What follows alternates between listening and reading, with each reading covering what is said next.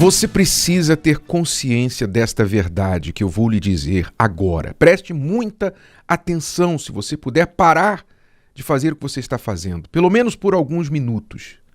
Preste muita atenção no que eu vou lhe falar, porque isso é sobre você. Isso impacta a sua vida. Muita atenção. O pecado atrasa a sua vida. O pecado atrasa tudo que você planejou alcançar, tudo que você desejou ter e tudo que você já conquistou. O pecado atrasa e destrói. Sim, o pecado destrói tudo que toca. E talvez você reclama, você se frustra muito, porque você está num ponto na sua vida em que você pensa assim, poxa, já era para eu estar assim, estabelecido financeiramente, já era para eu estar casado, casada com filhos, já era para eu estar nesta fase da minha vida e eu não estou, parece que eu regredi, eu andei para trás. E você pensa que é azar, você culpa muita gente, muitas coisas e pessoas por esse atraso, talvez até Deus. Mas você não tem consciência que por trás desses atrasos estão os seus erros, tropeços, seus pecados, o entregar do seu coração as suas vontades e seus desejos. Sim, o pecado atrasa a nossa vida, e muito, muito, por anos. Anos, às vezes um pecado joga a vida da pessoa 10 anos para trás, 20 anos para trás. Um pecado. Preste atenção no texto sagrado. Diz assim lá em Tiago, capítulo 1, a partir do versículo 14. Cada um é tentado quando atraído e enganado pela sua própria concupiscência, pelos seus próprios desejos. Veja, cada um é tentado quando atraído e enganado pelos seus próprios desejos, concupiscência, desejos pessoais. Quer dizer, os nossos desejos nos enganam. Seus desejos te enganam. Eles dizem para você, vai ser bom, vai ser legal, se você tiver isso, se você fizer aquilo, vai ser legal, vai ser gostoso, vai ser bom. E quando você então age sobre o seu desejo, o mal vem. É o engano dos nossos desejos. Depois, havendo o desejo sido concebido, dá à luz o pecado. E o pecado, sendo consumado, gera a morte. A morte não instantânea, não é? Mas a morte, algumas coisas vão morrendo, várias coisas vão morrendo dentro da pessoa. A paz é a primeira que morre. A pessoa que comete pecado, acaba a paz.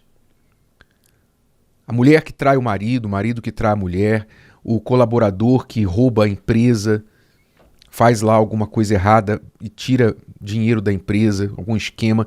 Primeira coisa que ele perde é a paz. Primeira coisa que morre, a paz. Agora a pessoa não tem mais paz. E o pecado vai matando aos poucos. Mata a paz. Vai matando a autoconfiança da pessoa, porque o pecado gera dúvida, gera medo. Quando você está no erro, você teme. Então, você vai ficando com medo, com dúvida, tendo que mentir. A verdade vai morrendo dentro da pessoa, vai morrendo nos lábios da pessoa. Ela tem que começar a mentir muito para poder encobrir o pecado que ela cometeu. E também vai morrendo a consciência dela. Porque para tentar lidar com as consequências do pecado, essa falta de paz, para ela não ficar se punindo muito, então ela tem que convencer ela mesma. Não, mas o que eu fiz foi certo. Todo mundo faz. Eu também tenho direito. Eu traí, mas meu marido foi culpado porque ele não me deu atenção. Minha mulher foi culpada porque ela não me atendeu. A pessoa vai vai colocando razões para justificar os seus pecados e, sem querer, quer dizer, já são mais pecados, né?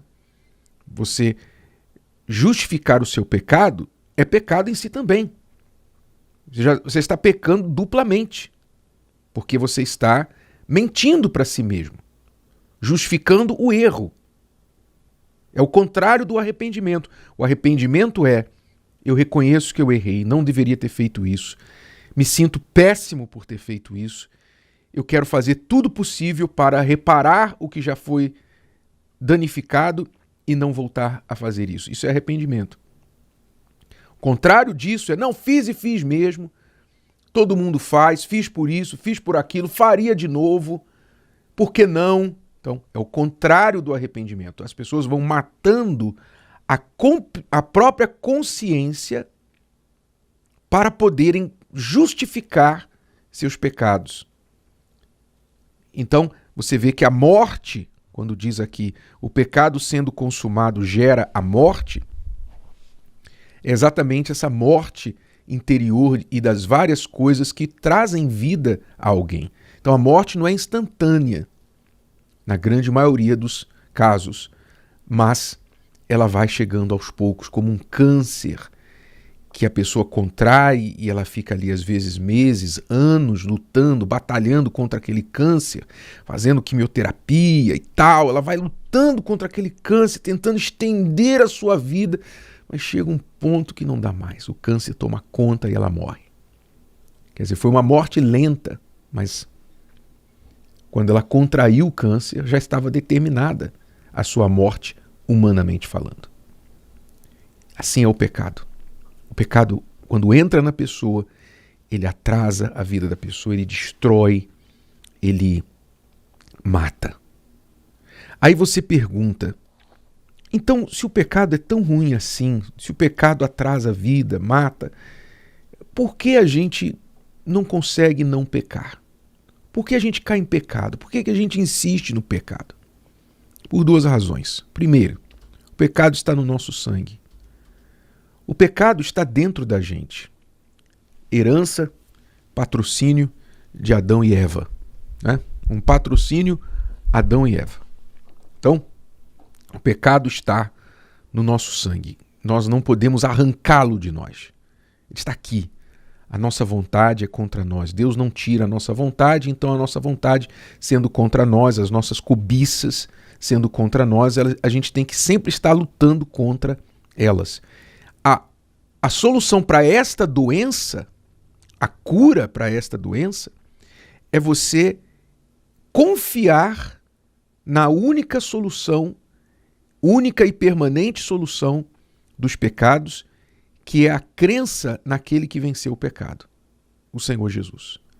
Ele levou os pecados com ele, nos deu poder de sermos perdoados e poder de vencermos os pecados através dele. Então, se você quiser resolver isso, viver não mais dominado pelo pecado, mas dominá-lo, se você não pode exterminá-lo, mas pode dominá-lo, então você tem que entregar a sua vida para o Senhor Jesus, crer no que ele fez lá na cruz e viver como quem crê. Não é só dizer que crê, é viver como quem crê. Suas atitudes vão mudar porque você crê nele. Ok? Essa é a solução para o primeiro problema, a herança do pecado no nosso sangue. Agora, mesmo tendo feito isso, como eu disse, mesmo crendo em Jesus, procurando obedecer a sua palavra, isso não elimina o pecado do nosso sangue. Ou seja, a nossa inclinação para o pecado. Não elimina. Nós não podemos exterminar o pecado, mas podemos dominá-lo. Mas você tem que entender que o que faz muitas pessoas seguirem errando, mesmo conhecendo Jesus, crendo em Jesus e etc., é algo chamado teimosia. A teimosia. Nós somos teimosos, o ser humano é teimoso. O ser humano tem algo dentro dele que o faz crer o seguinte: não, eu sei que isso aqui normalmente não dá certo não, mas no meu caso vai ser diferente. No meu caso, eu vou conseguir pecar e não vai dar ruim não. É a teimosia, é o orgulho. É a pessoa achar que, no caso dela, vai ser diferente. É como se alguém pulasse de um prédio, né? Ela sabe que todo mundo, 100% dos que pulam daquele prédio morrem lá embaixo. É como ela dissesse assim, não, eu vou pular, mas não vou morrer não. Eu não vou morrer não. Meu corpo vai amortecer a queda, eu vou voar como um pássaro, eu vou bater os braços. Eu vou bater os braços. Ela acha que alguma coisa, que a lei da gravidade vai mudar por 5 segundos, não é? Enquanto ela cai. Ela acha que alguma coisa vai acontecer que não vai dar ruim no caso dela. Teimosia. Isso chama-se teimosia. Sabe a criança teimosa? Que quando o pai fala, não faça isso, ela vai lá e faz. Assim é o ser humano.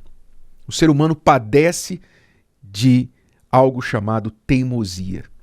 E se você quiser vencer os seus pecados, as consequências dos pecados, se você quiser deixar de atrasar a sua vida e não cair no pecado que atrasa a sua vida, então você tem que trabalhar na sua teimosia.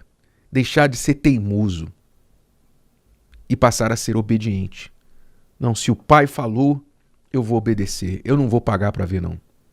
Eu não quero pagar para ver. Para mim, eu prefiro ver de graça o que os outros fizeram, deu errado e eles pagaram. Eu prefiro assistir, aprender com os erros dos outros. Eu não quero pagar com os meus erros para ver. Não. Eu prefiro ver de graça. Então seja sábio, prudente e não teimoso. E assim você vai ganhar tempo. Você vai avançar, ganhar, economizar tempo na sua vida e não atrasá-la. Se o vídeo de hoje te ajudou, você conhece alguém que vai ser ajudado por essa mensagem, passe adiante. E se você ainda não inscreveu aqui no canal, inscreva-se agora. Até a próxima.